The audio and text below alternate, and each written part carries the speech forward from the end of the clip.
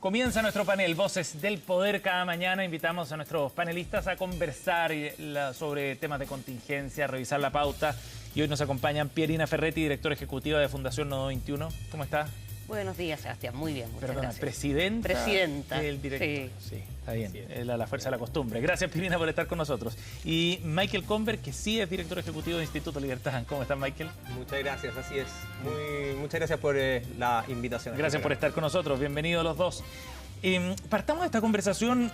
Les propongo con esta situación que está viviendo Priscila Carrasco, hasta ahora directora de Senamec, quien fue desvinculada de su cargo en un contexto particular de salud que bien grave, muy delicado. Estaba padeciendo un cáncer en pleno tratamiento y fue desvinculada de su cargo, lo que ha generado mucha crítica en contra de la ministra por la forma en la que se trató el tema. A pesar de esas críticas, ayer el presidente Kast respaldaba a la ministra de la decisión. Se había perdido la confianza. Dijo que hay problemas de gestión asociados a Priscila Carrasco que justificaban entonces su salida ahora. Todo queda medio en pausa, dijo el ministro del Interior, Claudio Alvarado. Es el último antecedente, pero me gustaría que analizáramos el fondo también de esta decisión y de lo que ha resuelto, Pierina, la ministra Judith Marín en esta materia. ¿Cómo ves el caso? A ver, yo lo veo como un caso grave en el sentido de que el gobierno, todos los gobiernos, todas las autoridades, además de las cuestiones administrativas, envían señales hacia el conjunto de la sociedad. ¿Ya? Si tú estás, digamos, intentando promover una sociedad solidaria, empática, y que eso atraviese el conjunto de la sociedad, o sea, desde los empleadores, los trabajadores, si el Estado de Chile y sus autoridades despiden a una trabajadora, una trabajadora de alto nivel que ganó un concurso de alta dirección pública en pleno tratamiento de un cáncer, la verdad que la señal que tú envías al conjunto del país es: aquí nos da lo mismo la situación de salud que esté pasando una persona, nos da lo mismo también que sea una persona cuyo desempeño laboral ha sido de un nivel tal que gana un concurso de alta dirección pública, y por falta de confianza, que en realidad es un eufemismo técnico para decir esta persona no es de la línea del gobierno. Eso es evidente, ya eso no es un secreto para nadie. La propia exfuncionaria lo reconoce, evidentemente. Su perspectiva de lo que debe hacer un Ministerio de la Mujer con la perspectiva de la ministra y del gobierno probablemente no coinciden. Pero bueno, toman en cuenta, digamos, todas estas circunstancias y deciden despedirle. Entonces, la verdad que es un gesto de una tremenda falta de empatía con una situación que es muy extrema y en un gobierno que ha dicho que tiene como prioridad las listas de espera oncológicas. Además, un gobierno que está, digamos, tiene una alta concentración de personas que profesan una religión que se supone que promueve la solidaridad, la fraternidad, la compasión, y me parece que esos son señales, digamos, muy fuertes, muy malas para el país. Y lo que no quita, tienen, digamos, las autoridades derecho a pedir la renuncia de algunos cargos que son de exclusiva confianza, pero creo esto hizo que incluso representantes de su sector salieran a levantar la voz. Sí, claro. Evelyn Matei, la presidenta del Senado, pidiendo que se retrayera la decisión. O sea, no es solamente críticas desde la oposición. Ya cuando te critican los tuyos, creo que el error es bastante evidente. Crítica bien dura. Michael, ¿cómo ves tú este caso? Sin duda es un escenario complejo. Hay algo estructural que hay que analizar y también el caso a caso. ¿Cuál es el tema estructural aquí? Las condiciones particulares de las personas no pueden empañar el análisis racional que uno pueda tener sobre el desempeño laboral de una persona. Y voy a quitarlo del caso que estamos analizando porque han habido ya varios casos de desvinculaciones que han sido muy bullados en la prensa, pero finalmente se terminan transparentando que es por razones bastante objetivas. Entonces, ¿cuáles son las consideraciones personales que sí debieran mantenerse dentro del análisis de un posible despido en un trabajo y cuáles no? Porque en el mundo privado también esto pasa, que hay situaciones personales que a veces sensibilizan respecto a ciertos despidos y obviamente ahí depende de un tema de criterio, un tema de ajuste, pero es evidente que las altas autoridades tampoco se eximen de este mismo análisis, así como un trabajador de lo más abajo de la escalafón de sueldo hasta el más alto, como es el caso de Priscila, que tiene una jefatura donde gana entre 6 y 9 millones dependiendo del mes, obviamente también tienen que estar disponibles para el análisis de la efectividad de su trabajo. Entonces, en ese caso, esto es ley pareja. Toda persona que se desempeña en un cargo, sobre todo los que tienen responsabilidad más alta, tienen que estar disponibles a que su desempeño sea evaluado. Ahora, el caso de Priscila Carrasco es bien excepcional, dado las circunstancias en las que está de salud, digamos, por supuesto. ¿no? No digo el y caso, ahí Priscila Carrasco ayer en una entrevista aquí en CNN Prime decía que en el fondo la ministra ponía en riesgo su vida incluso. Se plantean esos términos. Eso me parece un tanto más fuerte la declaración, dado que no se pone en riesgo su vida. Ella puede acceder a salud, si no es por ISAPRE, también puede ser por el sistema público, al igual que cualquier chileno. Nadie queda absolutamente en la calle en términos de tratamiento de cáncer, nadie. Y ella además lleva muchos años con ingresos, como digo, muy altos, por lo tanto, tiene sus recursos, estaba en ISAPRE, que bien por ella, en ese momento puede pasar también a un sistema público, que es perfectamente posible tratar el cáncer como todos los demás chilenos. Entonces, no quiero tampoco centrarme necesariamente en el caso de ella, solamente que esa frase efectivamente no es así, no se está poniendo en riesgo su vida, en ningún caso. Pero evidentemente es un tema más estructural del Estado. ¿Puede el Estado evaluar efectivamente si es que es posible desvincular a una persona dependiendo de su efectividad en el trabajo? Y estamos hablando de que hay, por los informes al menos que se publican, posibilidad de que hayan un déficit de 1.500 millones dentro de la administración de Priscila, así como podrían ser en otros casos. Entonces, en ese sentido, obviamente es un caso a caso. Ahora, ¿qué consideraciones más humanas se pueden tener? Y en ese sentido, difiero de Pierina en el sentido de que la solidaridad cristiana, como quiere decir, acá no es a costa de los sueldos, de la plata del Estado. O sea, eso no es solidaridad. En ese sentido, tiene que ser... No debería ser un principio que guíe esas decisiones, o sea, digamos. La solidaridad se puede ejercer de múltiples formas. Como creyente, obviamente, entiendo la profundidad de este principio, pero no es a costa de la plata del fisco.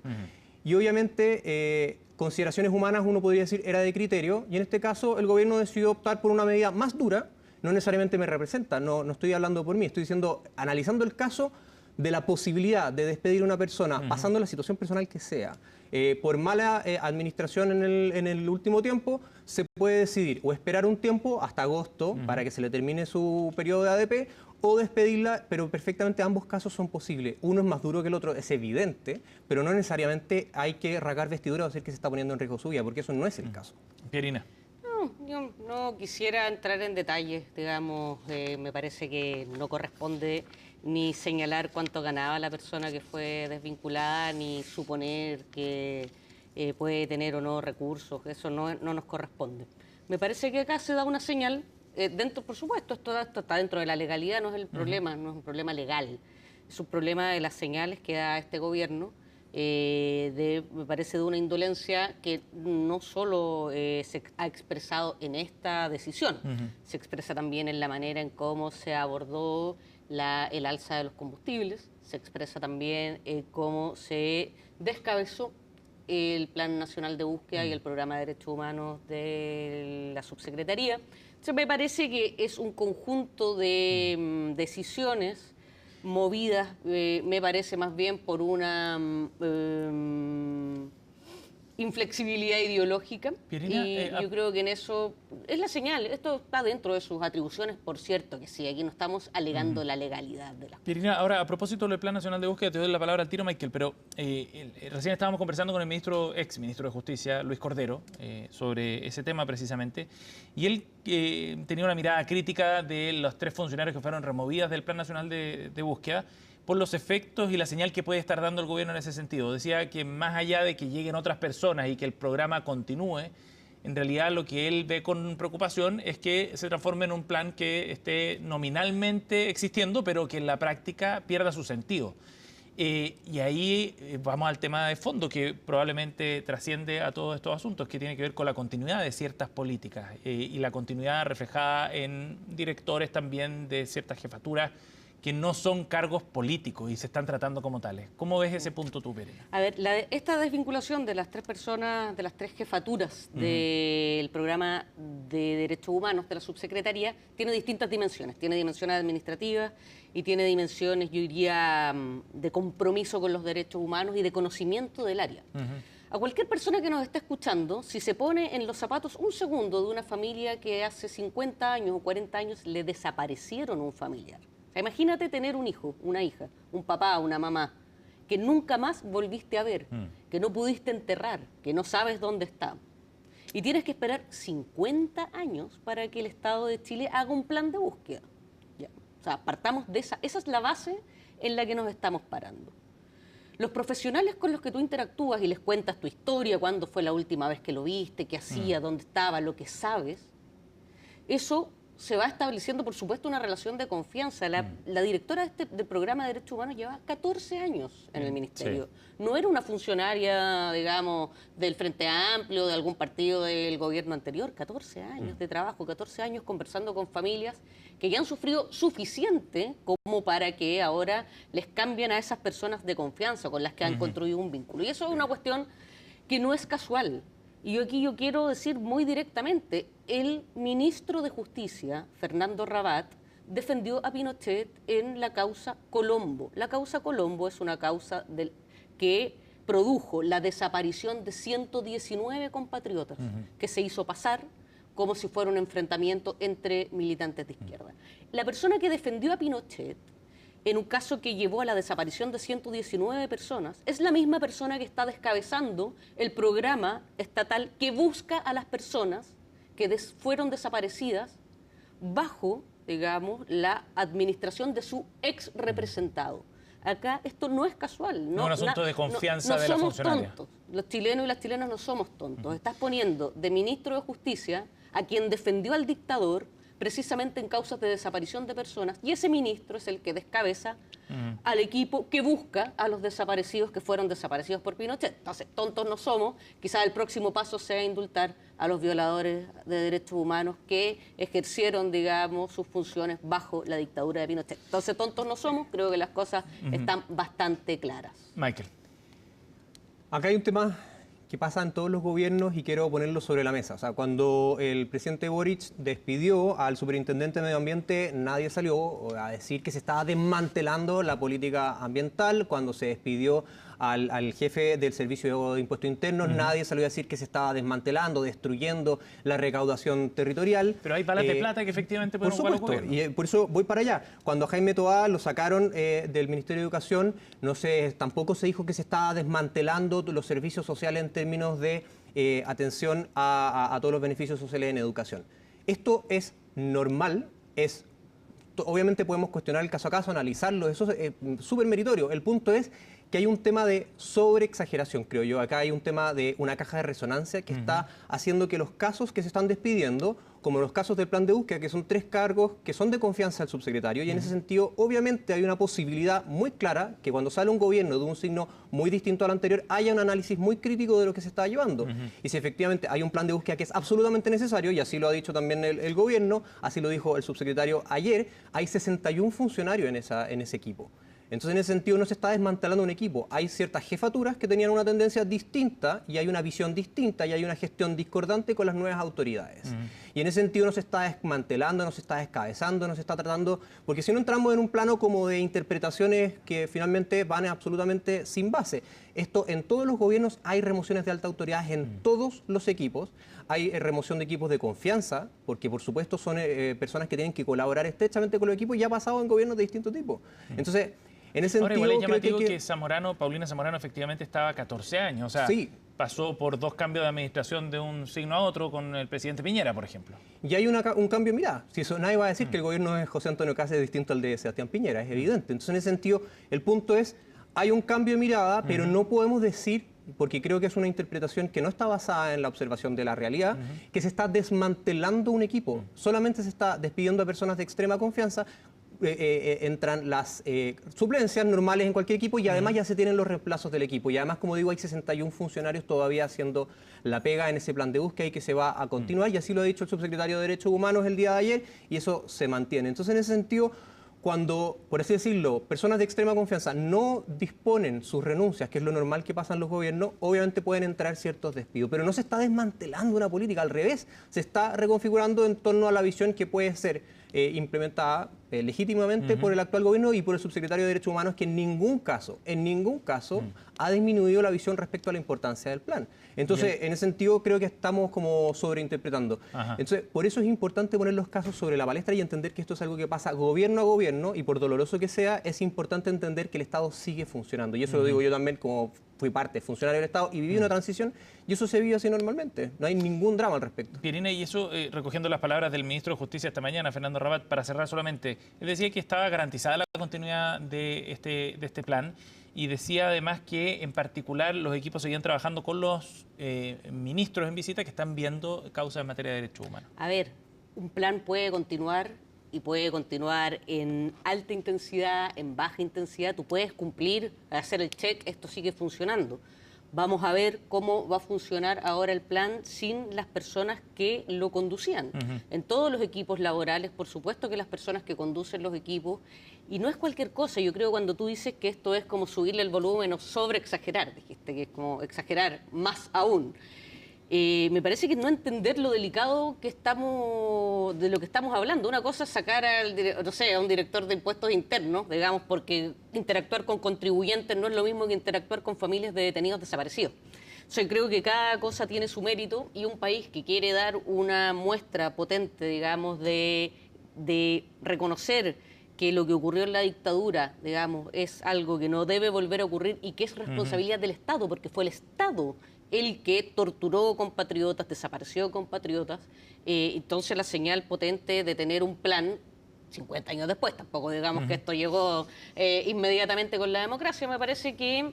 Pero yo insisto, no, por eso insisto en esto, aquí el país está a cargo, está en manos de gente que defendió la dictadura mientras estaba vigente la dictadura y que la siguió defendiendo después. O sea, eso no es un secreto. Tenemos a este abogado, a otros más, digamos, y el propio presidente de la República, que iba a visitar a presos de Punta Peuco. Entonces yo creo que esas cosas no son especulativas, son hechos, son hechos concretos, y me parece que esto es muy coherente con la naturaleza misma del gobierno. Estamos con Michael Comber y Pierina Ferretti aquí en Voces del Poder. Nos vamos a ir a una pausa y volvemos de inmediato. Seguimos con más. Estamos de regreso en CNN Chile Radio. AM.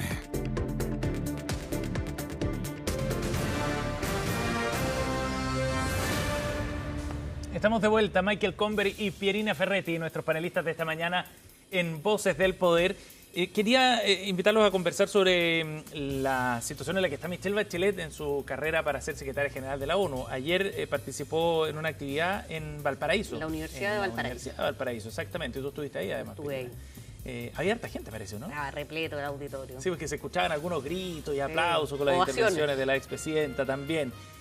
Un sí se puede, escuché por ahí, para alentar a la candidata a dirigir en Naciones Unidas. Bueno, la expresidenta aportó una anécdota que me parece interesante, que vamos a conversarla y quería conocer su opinión, que tiene que ver, Michael, con esta idea de que el presidente Piñera la habría alentado y le habría ofrecido la posibilidad de iniciar una carrera hacia la Secretaría General de Naciones Unidas en el gobierno anterior del presidente, el segundo mandato.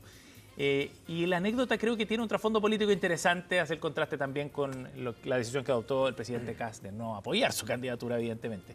¿Qué te pareció la anécdota, la intervención y los efectos que tiene, digamos, en la forma en la que Michelle Bachelet es vista dentro de las derechas acá también? Sí, se entiende la razón, obviamente, de por qué lo dice, y mi visión al respecto es súper simple. Si Sebastián Piñera hubiera propuesto a Michelle Bachelet como candidata para la ONU, lo habría hecho probablemente muy bien.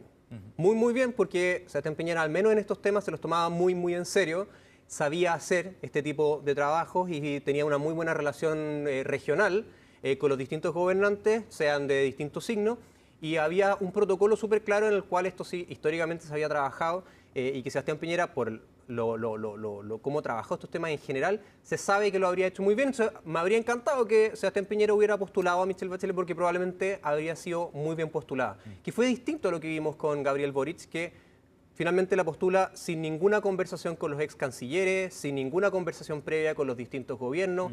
Hay una imposición, y eso lo han dicho distintas figuras, en el sentido de que hubo más bien una postulación política. Si uno quisiera saber cómo destruir una candidatura de Michelle Bachelet que era muy difícil de destruir. Estoy de acuerdo en que es un personaje que tiene su talla a nivel mundial. Uno puede estar de acuerdo con ella en materia política, pero de todas maneras es un personaje de talla mundial. Era muy difícil desarmar su postulación, pero como se hizo en el gobierno anterior de Gabriel Boric, efectivamente se hizo bastante mal, en el sentido de que se hizo sin ninguno de los protocolos que siempre se tienen. Ojo, se hizo mal la gestión de la candidatura. Por supuesto, y esto es evidente en el sentido de lo a último minuto, que se hizo en contra de cualquier conversación. Y ojo, es prerrogativa del presidente subir a una candidata como él quiera, por supuesto, así como también es prerrogativa del actual bajarla.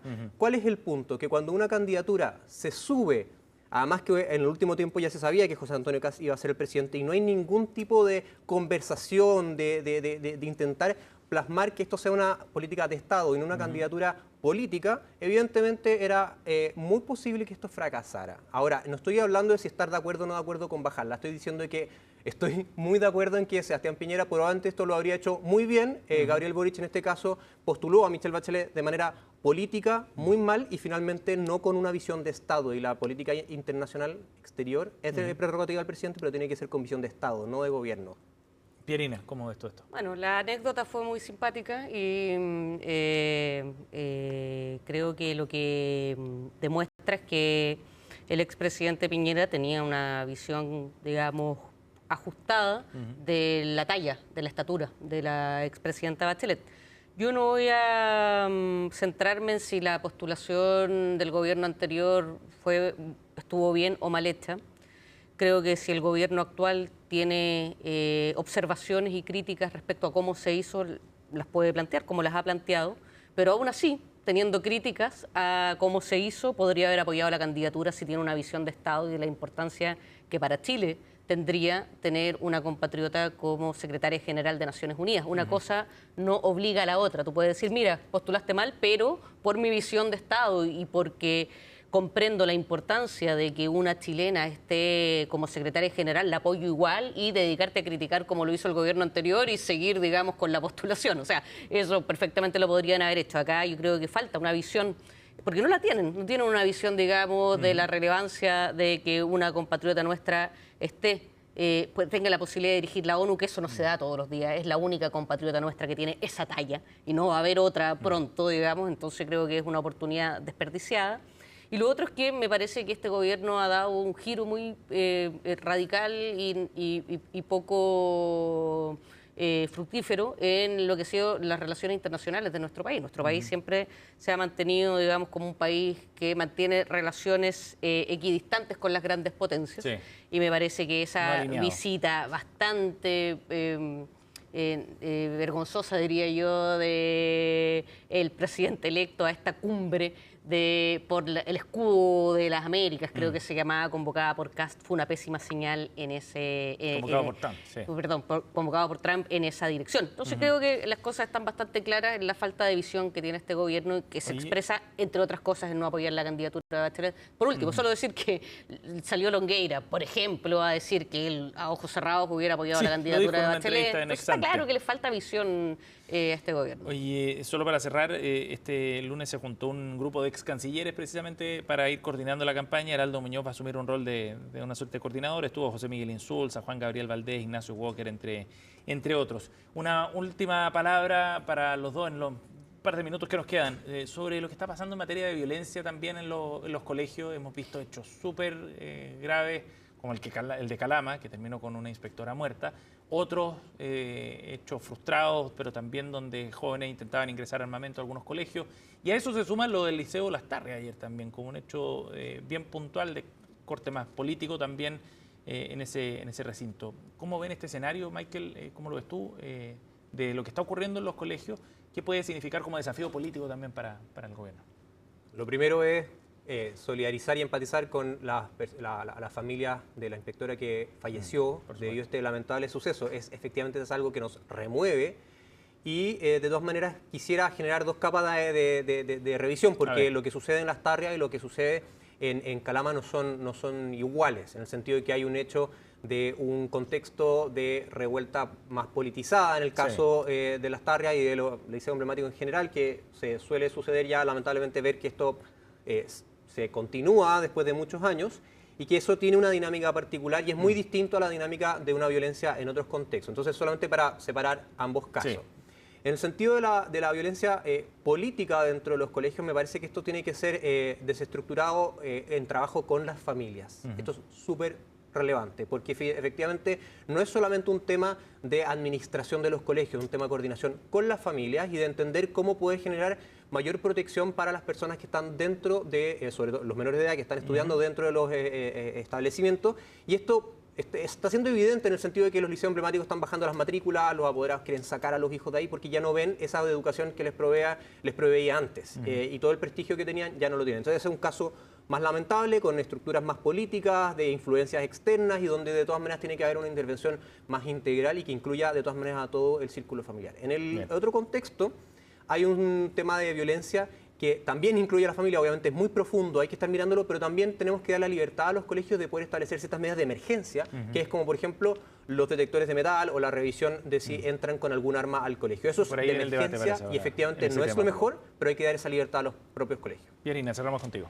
Creo que crisis de convivencia escolar estamos viendo hace muchos años y esto no tiene una solución sencilla. No es solamente ni fundamentalmente policial, aunque tenga elementos, digamos, policiales que puedan intervenir en el control y en la prevención de estos hechos, pero evidentemente es una cuestión de convivencia que no solo ocurre al interior de las escuelas. Para que jóvenes tengan estos comportamientos tienen que pasar muchas cosas y tienen que no pasar muchas otras, en términos de apoyo psicosocial, apoyo profesional, y para eso se necesita una visión, digamos, de Estado respecto de la educación y respecto de cómo abordar estos problemas de convivencia escolar y social, porque en la escuela muchas veces explotan problemas que son múltiples y que muchas veces se alojan en la familia, en, digamos, en la falta, digamos, de acompañamiento a los jóvenes, en la falta de tiempo de los padres y las madres para poder acompañar a sus hijos. Yo creo que no hemos tenido una conversación a nivel nacional que aborde todos estos problemas y que esté también, digamos, disponible a poner todos los recursos que se necesitan para poder abordarlo. O sea, necesitamos más psicólogos y psicólogas, más, digamos, educadores y educadoras, profesores, profesoras, para poder enfrentar estos problemas, y eso, digamos, no se condice con una visión, digamos, de que aquí lo que hay que hacer es recortar, recortar, recortar. Yo creo que un país con tantas necesidades que se expresan estas cuestiones tan extremas necesita mucha inversión social en convivencia y en cohesión. Pierina Ferretti y Michael Conver han estado con nosotros aquí en Voces del Poder. Gracias, Michael, por haber venido. Gracias, Pierina. Gracias por acompañarnos. Muchísimas gracias. Que tengan un buen día. 10 de la